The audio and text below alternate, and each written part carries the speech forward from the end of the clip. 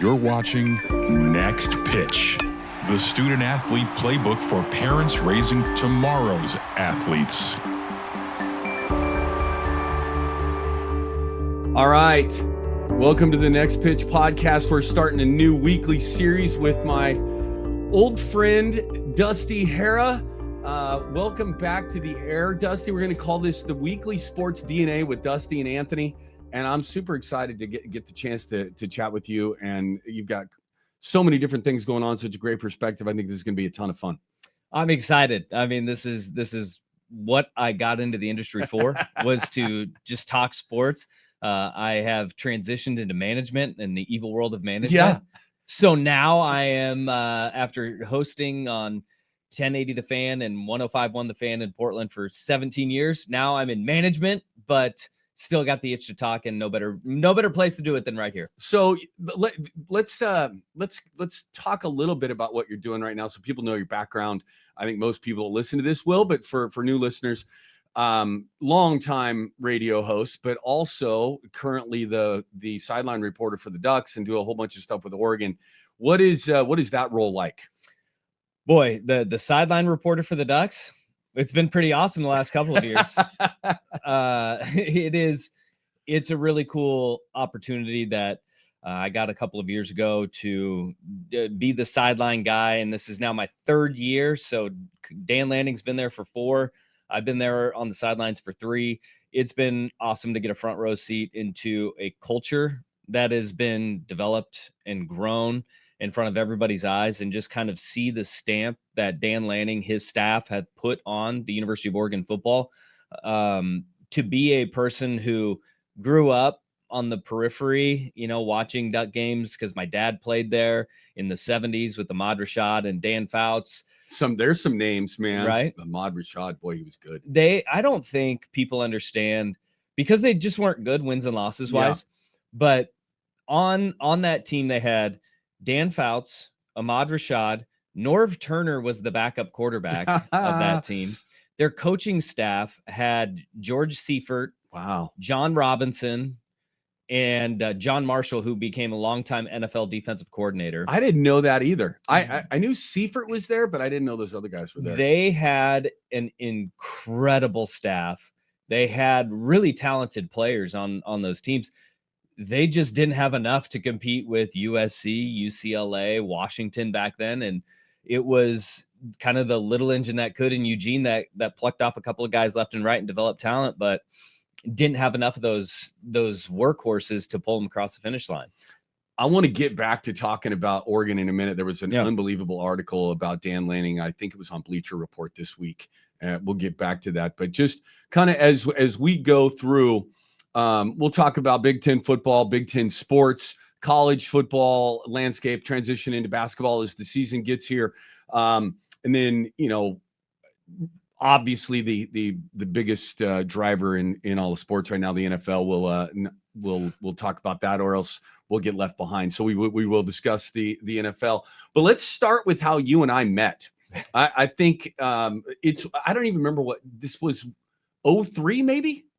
2002, 2003, somewhere in that range. 03, 04 ish. I was coaching at Southern Oregon University men's basketball and also running the intramurals, and you happen to be an intramural legend. So how let's tell people how I met you. Okay. So we all at small schools, and they don't do this at big schools anymore. No. It used to be a thing, but at small schools it still happens, where once your season gets over, whatever it is, then you go and you can play intramural sports. So the football players would all have teams of intramural basketball, where basically we would just play football with the basketball in our hands. Yeah, it was really bad basketball. It was really bad basketball. But if I'm correct, this was your first, not just your first year, but your first week. Yes. As running the intramural program. Yes. Running the intramural program. Yes. And it just so happened it was a group of football players playing another group of football players, and I went up for a loose ball, because again, bad basketball. It was like around half court. The ball's just like flying through the air. I go up to catch it, and as I'm coming down, I go right in, my armpit goes into the shoulder of another football player, and my shoulder dislocates. And it wasn't like this is your run-of-the-mill dislocation. We tried to put it back in. It just was not moving. Yeah, it was not moving. And I'll never forget, I'm just sitting on the ground and I'm like, I don't know if I can get up. And I remember seeing you walk over across the gym and you're like, do I need to take you to the hospital? This is my first day. This is my first day running this. I'm like, I don't know. Yeah, probably. Yeah. Nobody could get my shoulder back in. So you end up taking me to the hospital. And I will say that I don't think that you went slow over the speed bumps in the parking lot. On purpose. I think that you were trying to either get it back, my shoulder back into place, or send a message to me. Message received. Yes. And when we went to the hospital, I did feel a little bit better that they tried to put it in, but they couldn't get my shoulder in. Yeah. And so they're like, we're going to have to put you under. And that's the last thing that I remember. The first thing that I remember after my shoulder's back in place is waking up. And mind you, I'm a student athlete. You are a coach. Yeah. You were the assistant basketball coach. I remember just waking up and looking you dead in the eyes and saying, here we go. We're going to the oak tree. And for those listening out there, the oak tree is a famous watering hole in Ashland, Oregon, that players and coaches shouldn't be going to together. Yeah, no, not at all. And it was a Tuesday night. Not so that mattered. That's where my head was at. And I remember you just looked at me and you go, you are something else. Yeah, you're trying to get me fired. And so you ended up taking me home, dropped me off at my house. And I am proud to report that with appropriate group of people, I did go to the oak tree that night. No, good for you. Yeah. But that was really the first time that you and I had ever had time together, because you were an assistant basketball coach. I always just saw you from the student section and in McNeil Pavilion, the athletic facilities, as the guy who was first of all the players loved. But I thought you may have been the meanest person on earth, because you always had a scowl on your face during a game. That was meant for referees, not the players. Like, my goodness. Yeah. And it was always like, is he really that? They're like, oh, Levs is the best. And I was just like, he looks always perennially mad in my mind. Yeah. And that kind of opened things up. And then you and I were able to shoot the breeze after that. Yeah, it's crazy. I couldn't believe, for people who only watch big time college athletics, you don't see what goes into others. There's so many other levels. And I've gotten a chance to coach. I coached junior college. Well, third grade. I was the Maplewood Crushers girls basketball coach right after I was the head coach of the Pac-12. But I've coached little kids, middle school, high school, JUCO, NAI, D3, mid-major, and high major.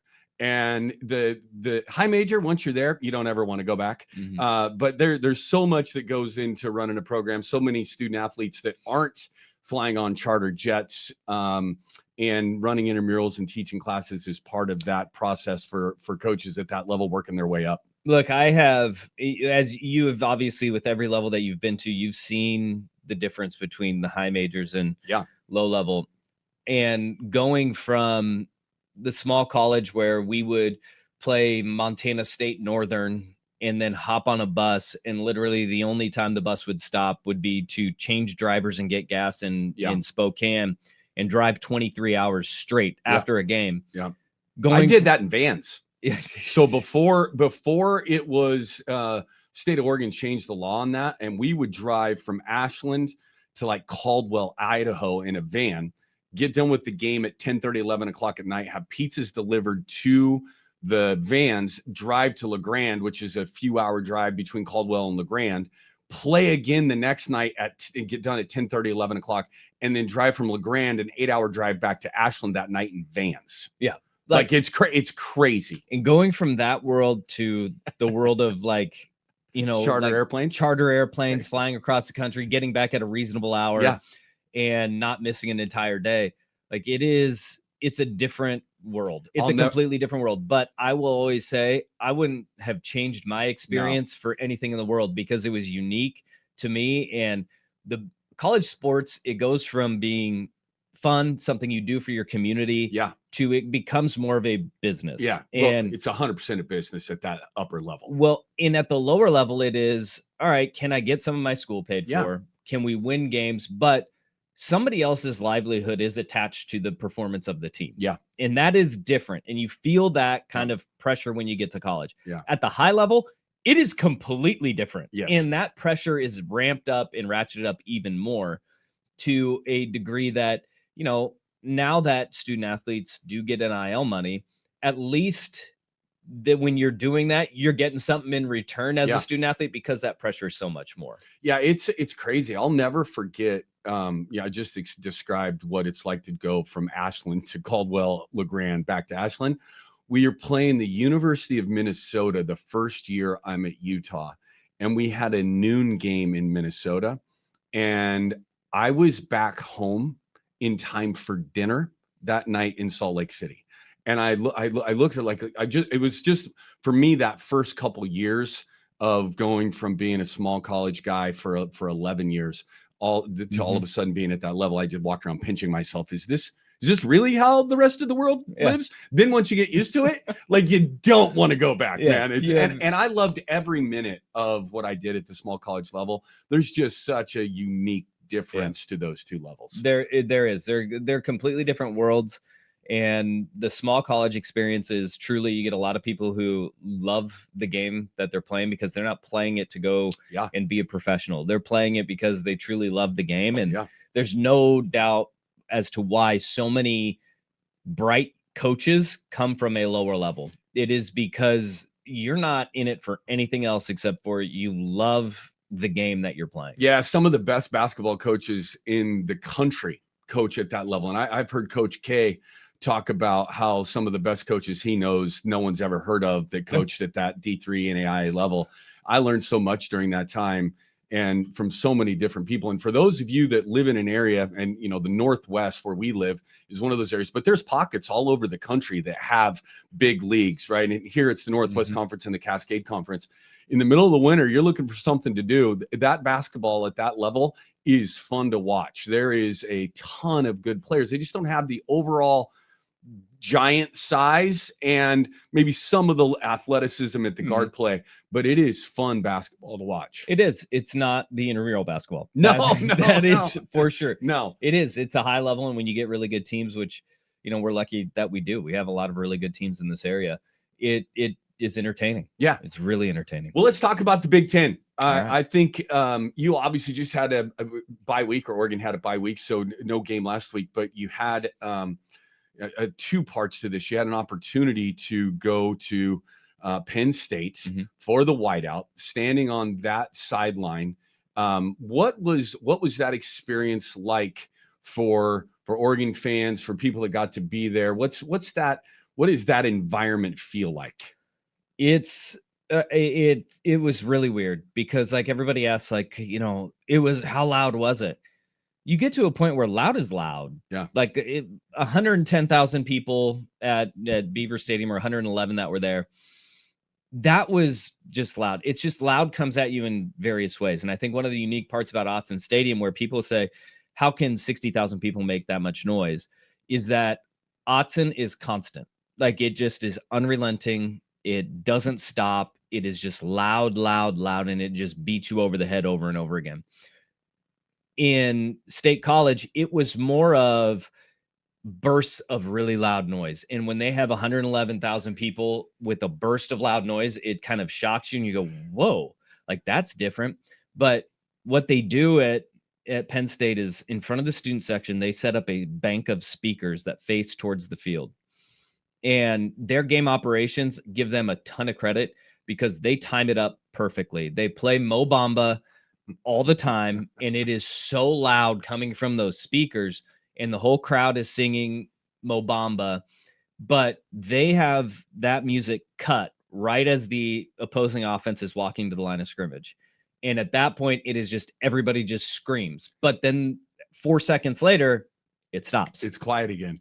And then they'll play Mo Bamba for the next play. And it just comes at you in these weird waves. And then they'll do a "We Are Penn State" chant that you're just going, it's confusion at times during the game. But it was an incredible experience because what's unique about the whiteout, it wasn't really the noise. And you saw that Oregon really wasn't affected by the noise all that much. What is weird is you just look around and it's everybody dressed in white, and it's a poorly lit stadium. They only have lights really on one side of the stadium, but it gives like this kind of a disorienting feel with 100,000 people all dressed in white. So I want to talk about Dan Lanning. Number one, his interview with the national reporter right after that game was awesome. Like I wanted to, like I'm 51 years old and I wanted to run down to Eugene and sign up to play for him in some way, shape or form, right? Just raw, authentic emotion of true love for his players, the game, what he's experiencing being I mean, I don't know him at all, but you feel like you know a guy like that when you watch him like that, right? That has to be authentic. And you and I were talking about him and some of what practice was like for him. I'd love for you to explain that to the listeners of kind of what his practices look like. But the Bleacher Report just had an article. I don't know if you saw it or not, but it's a great article saying he's the best coach in the country. And it's hard to argue with the facts of what he, with Saban retiring and some of the other programs struggling right now. Obviously, Day's got to be in that conversation. But what makes him unique? Yeah, I mean, you're a football guy. You grew up around it. You've seen lots of different. What makes him so unique to what he does at that level? I think you said the word a few times, and it is kind of the secret to his sauce is it's authentic. What you see with him is what you get. Like, and if anybody hasn't, I really encourage you, go watch the Ducks versus Them, the mini docu-series that they do after every game. And after the Penn State game, it was like 23 minutes long. It was really long. They do a phenomenal job of one thing Lanning does is his messaging is on point, and there's a new message every week. But where his authentic nature comes through is that you see that he believes in it and he buys into it, but everybody else does as well. So it was death by 1,000 cuts was the theme for Penn State. And they show in the meeting on Monday morning when they're getting ready for their prep for Penn State, he's explaining what death by 1,000 cuts means in the broken window theory of if one window gets broken on a building and nobody fixes it, then guess what happens? Another window gets broken. And then all of a sudden you look at a building with all the windows busted out. And then he kind of paired that with death by 1,000 cuts, but you heard it as the documentary goes on for that week. They kept repeating it during practice. They kept and it was players, it was coaches, it was GAs, it was support staff, and it was 1,000 cuts. And then you hear they tap into their headsets and the coaches after a player saying, there's a cut. They're telling the players continuously throughout the game. And I know that it went viral because Oregon goes up by 14 and Dan Lanning gave like the throat slash and NBC caught it. Yeah. And people are like, oh, he celebrated too early. Well, you get to see though, he's like, after so many cuts, you'll get an artery. Yeah. If you get a bunch of small cuts, you're going to hit an artery. And at that point, he was saying, it's time to go for the jugular. Yeah. That was not, hey, game is over. It was no. We need more cuts. That authentic nature that he brings, everybody buys into. And you can feel it. And you absolutely can. I mean, it's not just something that you watch, right? Like when he's talking, you can feel him, right? Like Dan Campbell's the same way in the NFL. And there's some of the great ones are that way. At that level, you have to be a CEO first, right? Like and there's some coaches that are just CEOs and delegate everything. Don't coach a ton at that level because you can find something to do in your day all day long, literally for as many hours as you want, and not have that be actual coaching on the field as a head coach at that level. He chooses the opposite of that, right? He's CEO first, but he's deeply engaged and involved in everything. Can you describe what that practice is like with the different fields going on and how he operates in that environment? So he is a guy that he first cares about the players. They have these things called get reels that they do, where groups of players, not in your own position group, you get matched up with guys from different backgrounds, different positions, different areas, different parts of the country, different parts of the world. And they have every Wednesday, it's get reels, where they talk about everything but football, your why. So he talks about connectedness a lot, connects with all those guys. Well, that connectedness goes out to the practice field too, where the man is all over the place and he has an eye and he is so smart, right? He's got a microphone in his back pocket. And if he sees he's on one side helping out a drill, he sees something on the other side, boom, he's on the mic saying, hey. And then it's a correction, not a, oftentimes you see coaches will jump on guys and all of a sudden you see a guy look like his puppy got kicked and they're demoralized. No, everything is about a correction, and practice is so finely tuned. They are bouncing back and forth, drill to drill, and he is on the mic engaged from start to finish, which, I mean, it's quite different from the days of Bear Bryant, who used to have a tower so he could do it and just bark down orders. He's actually there bouncing back and forth, and the energy of practice, it starts with the coaching staff. Totally. And they drive that throughout, and the players respond in kind. I mean, it is loud. There's a lot of music. He's engaged. He's having fun, but he knows it's also time to work. Yeah, and I think it's a really important. We talk about this a lot on our other show, that the energy that the coach brings, whether it's positive or negative, is going to be passed on to your players. And how, if you're a coach out there listening to this, it is really important when you show up. How you show up is going to be felt by your kids. And everybody has bad days, right? We have bad, but you got to figure out when you walk out on that field, you're expecting your players to do it. But as a coach walking out on that field, making sure that you bring that positive energy, because they're going to feed off of that. And from everything I've seen, he does that as well or better than anybody in sports right now. And I think that post-game interview that you're talking about on NBC, where everybody's seeing that raw emotion, one thing that you do also see from him is like, that was the final release, because he had to bottle all of that up in during a game, where you watch a coach who he'll get amped up, he'll get hyped for his guys and with his guys, but he stays so calm throughout.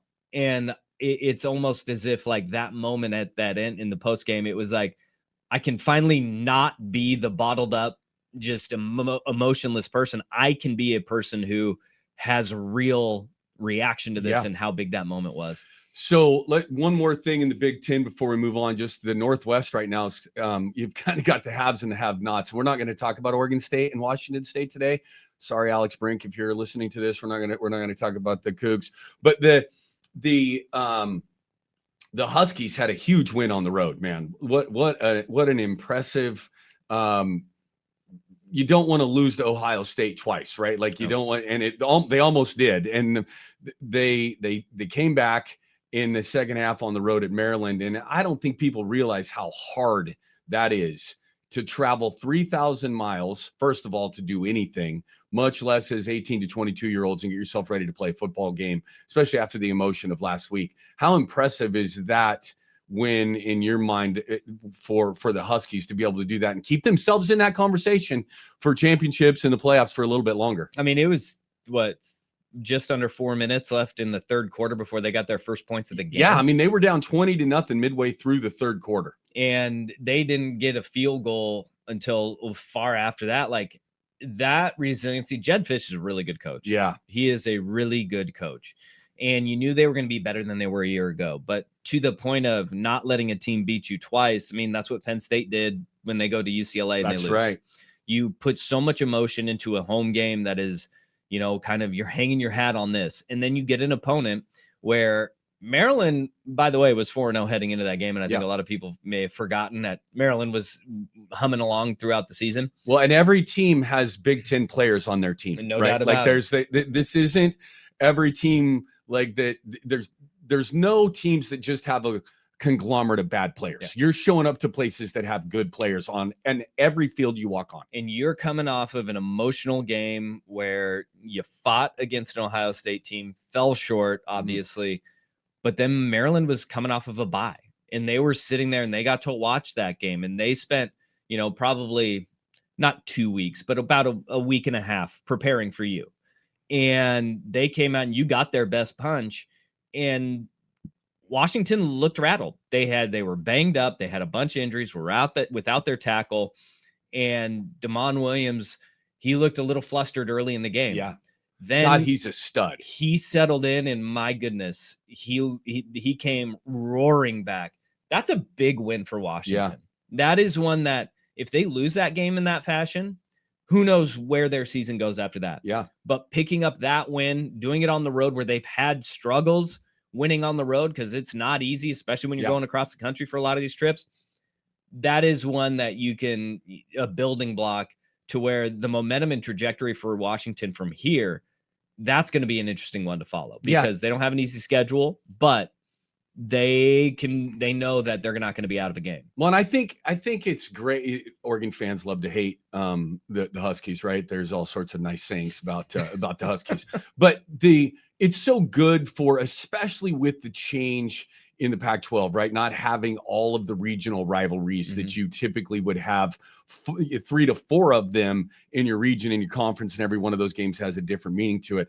It for Oregon's sake and Washington's sake, both of those programs need to be good, and it's great for the fans in the Northwest if those Huskies up there continue to be good and can get back to where they were. And as you said, Fish is a hell of a football coach. He's been good everywhere he's been. I think they're in the right hands there. And look, that's the thing about with the Pac-12 dissolving, is that if Oregon and Washington aren't good, if USC or UCLA aren't good, or Stanford or Cal, you go, where is the football in the Pac-12 on the West Coast? Yeah. The Pac-12 is gone. Yeah.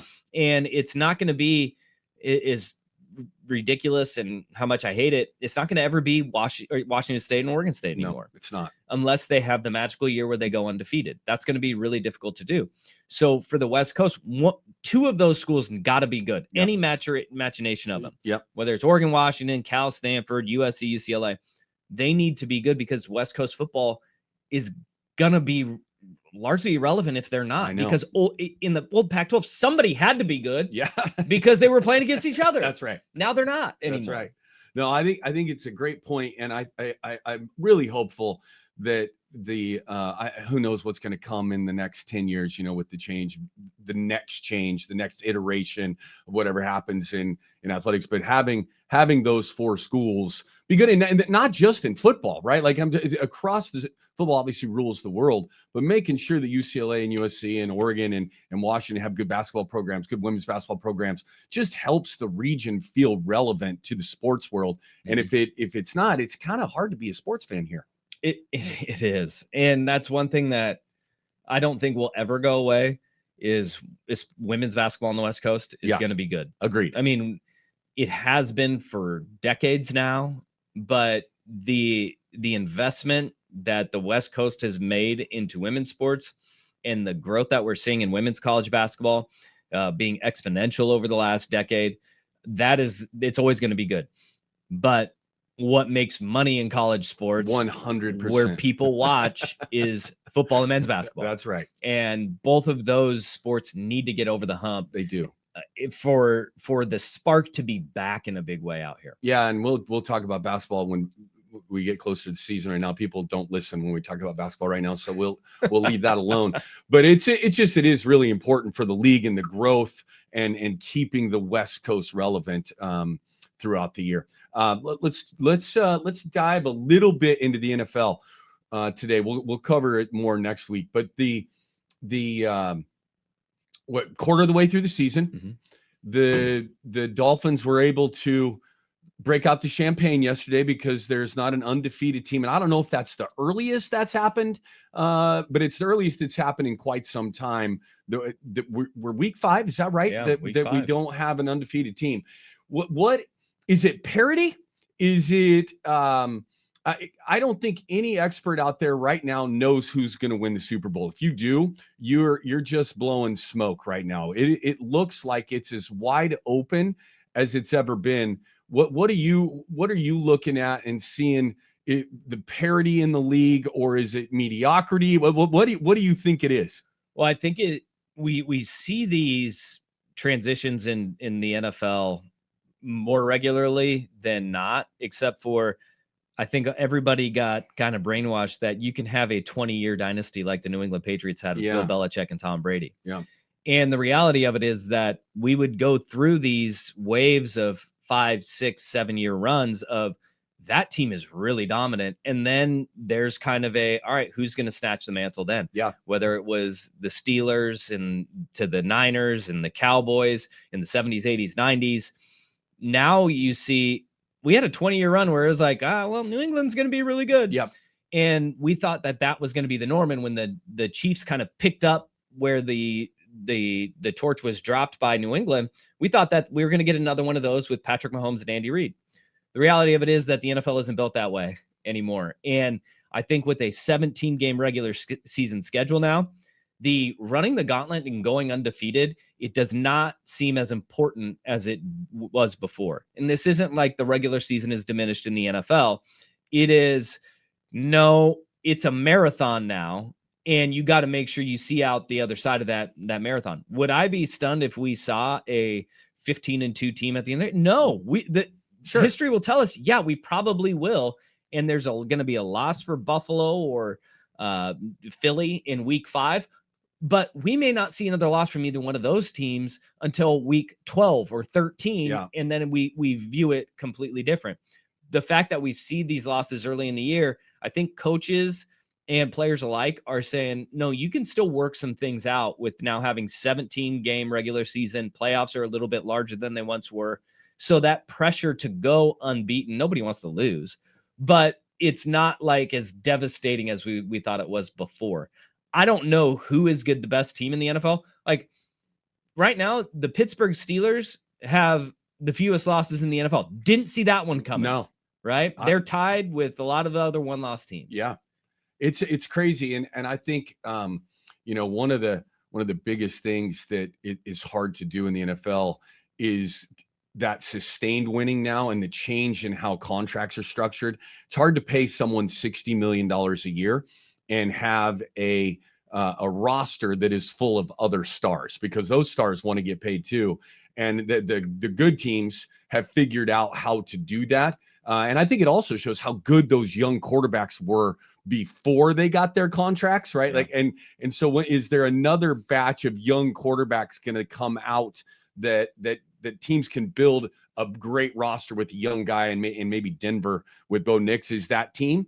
But there was 5 or 6 of those guys over the last 7 or 8 years here that you've had great rosters with a quarterback on a rookie contract. The rookie contracts are huge, but you need to hit home runs everywhere else. And I think that is where San Francisco has been so impressive. Yeah. San Francisco right now is 4-1. It's unbelievable. Everybody is hurt. Everyone. But they're still competitive in all of these games. Yeah. Like they are really well coached. John Lynch has done an amazing job of building depth in a league that depth is really hard to build. And that, I think, is the biggest part of it, is that it's a injury sport, 100% injury sport in the NFL. Guys are going to get dinged. Guys are going to get hurt. But how many injuries can you withstand? Where can you withstand those injuries? And those are the teams that are going to come out on the other side of it. And I think that's kind of where we're at this year too, is that there's a lot of really big injuries really early in the season that have kind of painted the picture of how this season is going to go moving forward. Yeah, it's super fun to watch though. It's like the male soap opera. I swear to God, you can miss a week and come back and catch back up on it. We are huge Bills fans in our house, and last night was a tough loss for the Leverett's family and the Bills. But I do think over the course of the year that, and especially with the way that salaries are structured, and also not having a preseason the way that they used to, that this first quarter of the season is almost an extension of that preseason, and teams just trying to figure out who the hell they are and what their guys are going to be for them. Yeah, and a lot of young quarterbacks that are playing really well. You mentioned Bo Nix, but Drake May last night against Buffalo, he looked fantastic. Jaden Daniels last year was outstanding, and I expect him to continue to play at a really high level when healthy. Again, injury sport, happens. But that, I think, there's an influx of young, talented quarterbacks. There are the aging veterans where we're kind of phasing out that old guard of quarterbacks, whether it's Aaron Rodgers, who, again, they're in first place. Things are humming. But Lamar Jackson's been hurt. Joe Burrow is hurt. Yeah. Cleveland doesn't know what's going on with their quarterback position, even though Dylan Gabriel had a nice little day in his first start in London. He did. All right, man. Well, we're going to do something at the end of each one of these shows where you're going to ask me a question that I have no idea what's coming my way. And so what do you got for me here? Okay. And this is not going to be where they go normally because they're probably going to be non-sports related. Okay. But as a former coach, and I think we see it here in the Northwest with one of the schools, but there is always that stress that we see over a program. What is the stress of a coach who knows that the end is in sight? Like, what is that feeling like for a staff? It's horrible. So I went through it. And I thanks for bringing this up, Dusty. Yeah, you're welcome. This is exactly what I wanted to talk about. But I knew it. We got new administration in, and we'd lost in the NIT championship game in 2013, and had opportunity to leave and stayed at the University of Utah because I had the best team coming back that I'd ever had. And we had 11 season or career-ending injuries over the next 2 years, 5 ACL tears, and injuries that you don't ever hear of happening in basketball happened to us. So my the senior women's administrator gets hired, comes in, and this is in August or so, leading up to my final year, 2014-15, and blows a bunch of smoke up my ass. And I knew it was fluff. Called my staff, and they'd heard the conversation, right? Everybody down the hall listening. And I just said, if we don't make the NCAA tournament, we're getting fired. And they're like, what are you talking about? You just signed a contract extension. I said, if we don't make the tournament, we're going to get fired. And I knew it. And I think I was, not to toot my own horn because there were some bad things I did, but that's probably the proudest I've ever been of myself, is that you got to, no matter win, lose. We talked to our team, right? You're up 1, down 1, up 10, down 10, first possession of the game, last possession of the game, biggest game of the year, first game of the year. You got to be the same no matter what. And if you're going to preach that kind of stuff to your kids, you better live it. Mm-hmm. And we did everything that we could to make sure our kids did not feel that there was anything wrong with them. They were doing their best. And I think we went 11-19 that year and beat Washington, Kelsey Plum's Washington, on our home floor. I think they're ranked 17th in the country the last weekend of the season with 6 kids. And it was the proudest I think I've ever been.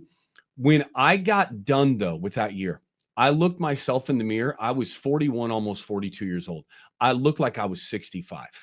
And the stress, the anxiety, you didn't become a bad coach after you were a good coach. There's just certain things you can't control. And I have deep empathy for what people are going through out there when they know that's coming, whether it's in the sports world or in your other world. Losing your job is a terrible thing. And the impact it has on your family and all those people out there wanting coaches to get fired. Remember that those are human beings. I understand it, but they're human beings and they have kids and families and their staffs that you brought up, right? Like there's, talk about a football staff. I won't bring anyone up in general, but I don't know, you've got 40 or 50 people that are on that staff in some way, shape, or form that have, there's hundreds of people that if that person loses their job that are impacted financially by that. And that's not why an administration should make a decision in any way, shape, or form. It is a business and you got to win, but there are people connected to that. Yeah. And that's the thing that we lose sight of so much is, you mentioned it, like, it's never fun to lose your job. No matter what industry you work in. These coaches, they knew what they signed up for. 100%.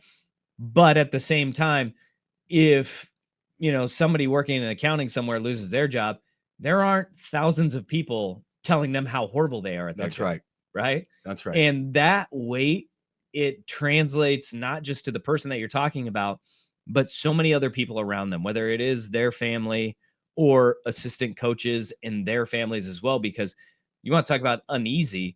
You could have an assistant coach who's doing a great job, but the head coach gets fired and all of a sudden, hey, we're going to have to pack up and move everybody across the country. Yeah. And it's real. Right. And I, again, administration's number one, they should hire and fire based on what they think is going to be best for the program, right? They cannot take into account the fact that the things we talked about. That doesn't mean that those things aren't real. And so as a fan out there, first of all, I don't think your administration is going to fire or hire somebody based on who you tell them to. If they are, then they're not a good administration anyway, and they're not going to be good. So just voice your opinion, but try not to be personal to the people that are out there, because they're dealing with it. They hate losing far more than you do, because their paychecks are tied to that, and yours aren't. So that's my advice to fans. And hopefully your administration doesn't hire the person that you pressure them to, or fire the person you pressure them to. 100%. It rarely works out in your favor. Yeah. No. For the athletic department. No, that's right. Well, Dusty, this is fun, man. We're going to do this every week. I really appreciate you doing this. And if you like what we're doing, go like us and give us a rating.